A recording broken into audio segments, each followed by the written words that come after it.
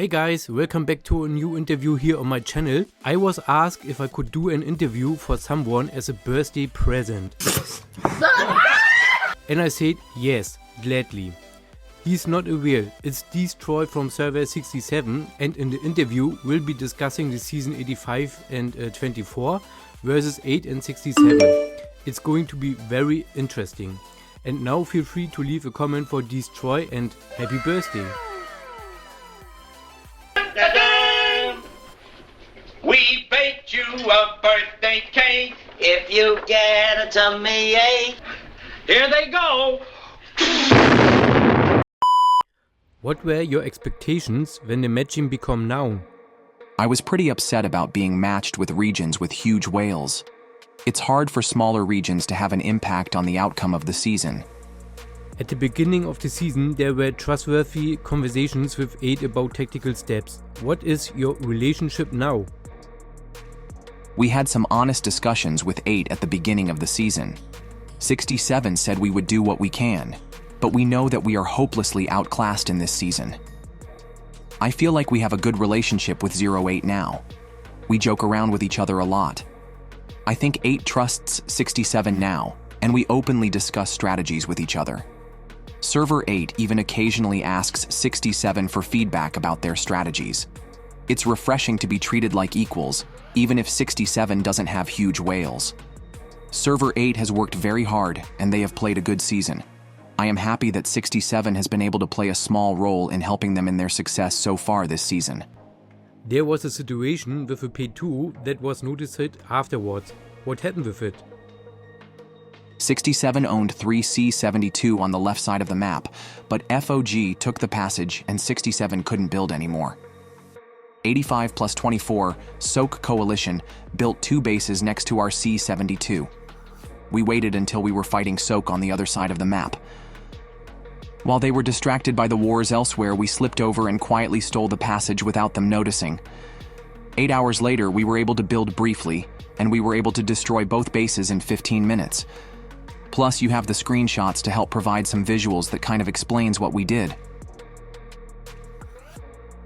How do you think the rest of the season will go? Do you think 85-24 will continue fighting to the end?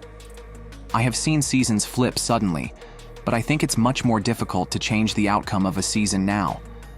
It's nearly impossible to take a community from an equally strong opponent. Server 8 wasn't able to take a C-72 from 85 plus 24 earlier in the season. I don't think 85 will concede, but I also know that many people in their war pact believe that the season is lost.